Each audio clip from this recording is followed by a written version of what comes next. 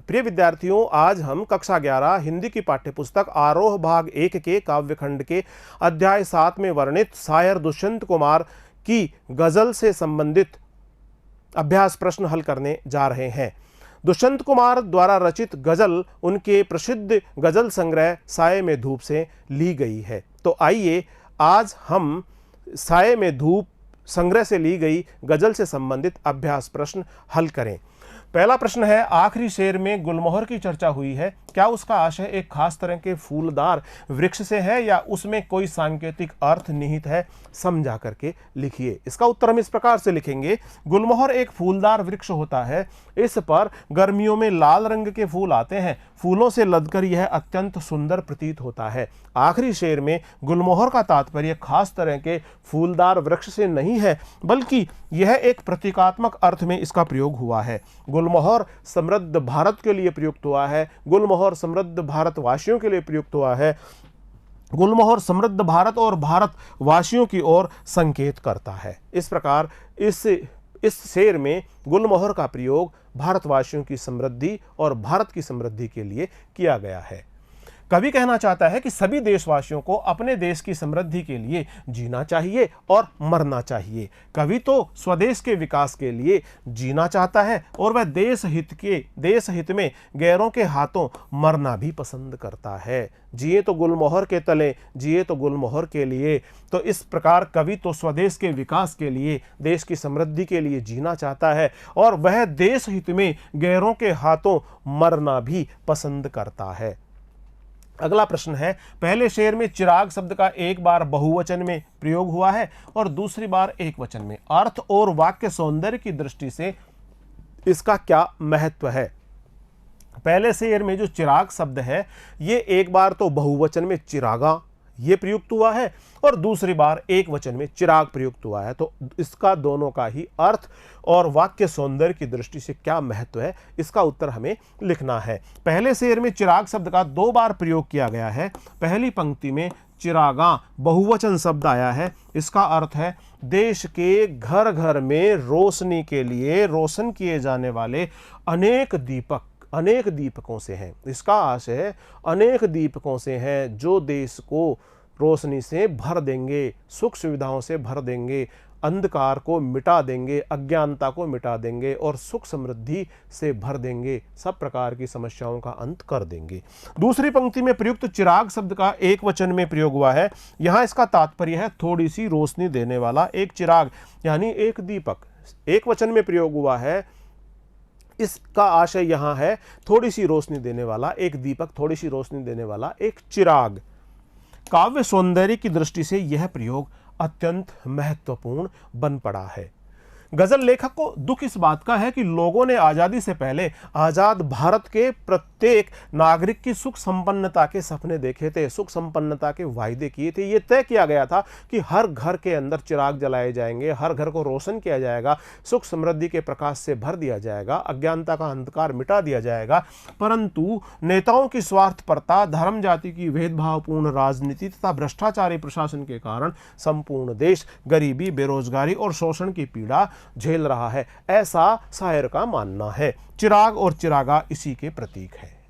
अगला प्रश्न है, न हो कमीज तो पांवों से पेट ढक लेंगे, ये लोग कितने मुनासिब है इस सफर के लिए। गजल के तीसरे शेर को गौर से पढ़ें। यहाँ दुष्यंत का इशारा किस तरह के लोगों की ओर है? ये लोग, ये किस प्रकार के लोग हैं? यहाँ पर ये लोग कहकर दुष्यंत किन लोगों की ओर संकेत कर रहा है? गजल के तीसरे शेर में गजलकार ने उन सभी भाग्यवादी अकर्मण्य भारतीय लोगों की ओर संकेत किया है जो अपना भाग्य और विधि का विधान मानकर अपनी गरीबी को चुपचाप सहन करते रहते हैं।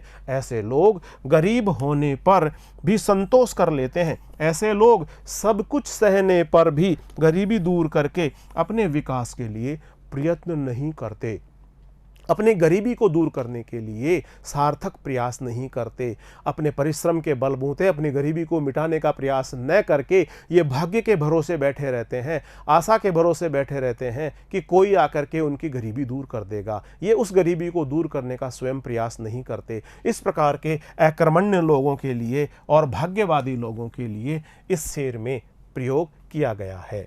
कवि कहना चाहता है कि गरीबी भाग्यवश नहीं आती, इन भाग्यवादी लोगों के कारण ही देश में विकास और समृद्धि की धारा प्रवाहित नहीं होती है। इस प्रकार के भाग्यवादी लोग हाथ पर हाथ धरे बैठे रहते हैं, ये देश के विकास को आगे बढ़ाने के लिए कुछ भी सार्थक प्रयास नहीं करते और इस प्रकार के लोगों के वजह से ही देश में विकास और समृद्धि की धारा प्रवाहित नहीं होती है। अगला प्रश्न है, आशय स्पष्ट करें। तेरा निजाम है सिलदे जुबान शायर की, ये एहतियात जरूरी है इस बहर के लिए।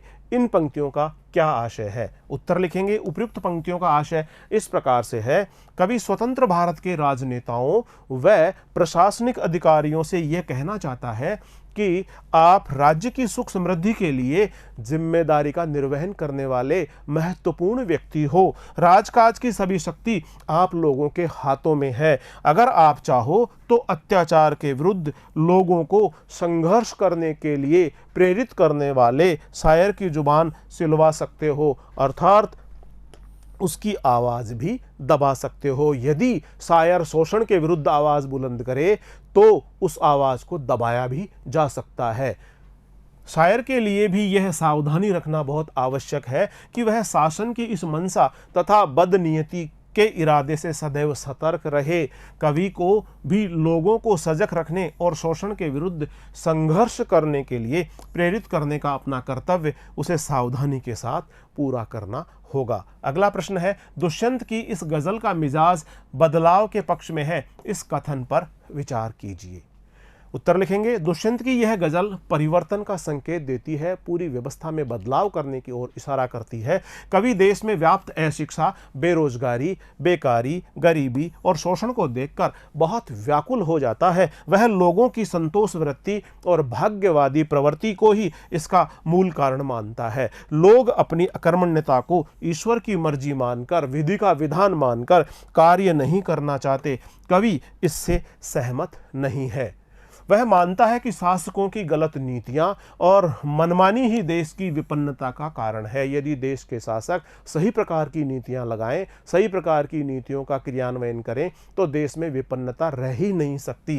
शासन भ्रष्ट और कठोर है। विरोध की आवाज बुलंद करने पर लोगों को दंडित किया जा सकता है। इसलिए कवि का मानना है, शायर का मानना है कि इन विषम परिस्थितियों में लोगों को संघर्ष करने के लिए प्रेरित करने का कर्तव्य शायर का ही है। ऐसे लोग ही समाज को इस प्रकार के शोषण के विरुद्ध जागृत कर सकते हैं, इनकी आवाज़ बुलंद कर सकते हैं। इस प्रकार कवि व्यवस्था परिवर्तन के संबंध में, व्यवस्था में बदलाव लाने के संबंध में कहता है कि मैं बेकरार हूँ आवाज़ में असर के लिए। इससे स्पष्ट होता है कि कवि की इस गज़ल का मिजाज व्यवस्था बदलाव के पक्ष में पूरी तरह दिखाई पड़ रहा है। अगला प्रश्न है, हमको मालूम है जन्नत की हकीकत, लेकिन दिल के खुश रखने को गालिब ख्याल अच्छा है। दुष्यंत की गजल का चौथा शेर पढ़ें और बताएं कि गालिब के उपयुक्त शेर से किस तरह जुड़ता है।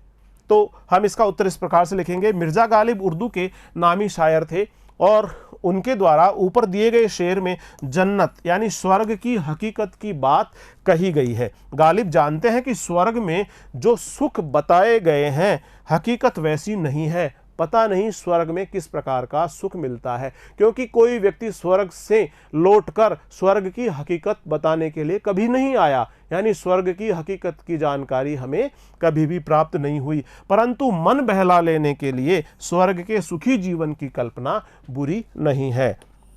दुष्यंत के गजल के चौथे शेर में गालिब से मिलती जुलती बात ही कही गई है। इस प्रकार दुष्यंत के चौथे शेर में भी हम गालिब से मिलती जुलती बात ही हम पाते हैं। खुदा नहीं न सही, एक बेहतरीन ख्वाब सही। और इस प्रकार से दुष्यंत ने जन्नत के स्थान पर खुदा शब्द का प्रयोग किया है। वह कहता है खुदा नहीं न सही, आदमी का ख्वाब सही, कोई हसीन नज़ारा तो है नज़र के लिए। खुदा हो या न हो, परंतु खुदा के होने की, ईश्वर के होने की आदमी की कल्पना बड़ी खूबसूरत है। कम से कम मन बहलाने के लिए एक खूबसूरत दृश्य तो नज़र के सामने रहता है। जन्नत और खुदा दोनों ही आदमी की कल्पना की उपज है और वह कल्पना उसको सुखद प्रतीत होती है। इस प्रकार दोनों ही शेर एक दूसरे से जुड़े हुए प्रतीत होते हैं।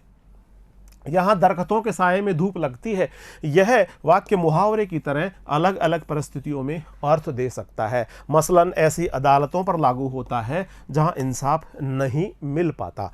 कुछ ऐसी परिस्थितियों की कल्पना करते हुए निम्नांकित अधूरे वाक्यों को पूरा करें। प्रिय विद्यार्थियों, आप अपने जीवन के अनुभवों के आधार पर इस प्रश्न का उत्तर अपने ही शब्दों में व्यवस्थित और क्रमबद्ध रूप से प्रस्तुत करने का प्रयास करें। इस प्रश्न का उत्तर हम इस प्रकार से लिख सकते हैं: यह ऐसे रिश्ते नातों पर लागू होता है, यह ऐसे विद्यालयों पर लागू होता है, यह ऐसे अस्पतालों पर लागू होता है, यह ऐसी पुलिस व्यवस्था पर लागू होता है, यहाँ दरख्तों के साये में धूप लगती है। जो ये वाक्य है मुहावरों की तरह अलग अलग परिस्थितियों में अलग अलग दिखावटी और विरोधाभासी व्यवहार को प्रकट करते हुए दिखाता है। यह ऐसे रिश्ते नातों पर लागू होता है जहां सच्चे स्नेह प्रेम के स्थान पर छल, कपट, स्वार्थपूर्ण स्थितियां, स्वार्थपूर्ण आचरण और दिखावटी व्यवहार होता है। यह ऐसे विद्यालयों पर लागू होता है जहां गुणवत्तापूर्ण शिक्षा नहीं दी जाती और शिक्षा के नाम पर अभिभावकों से मोटा पैसा, मनमाना पैसा वसूला जाता है।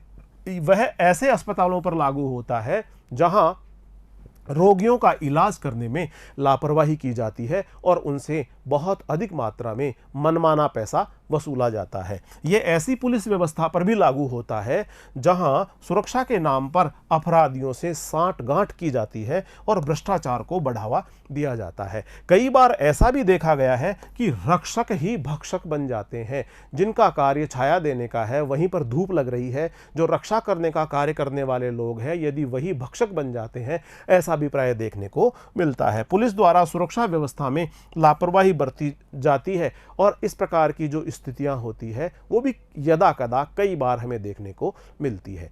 प्रिय विद्यार्थियों, आज हमने अध्याय 7 दुष्यंत कुमार की रचना गजल से संबंधित अभ्यास प्रश्न हल किए हैं।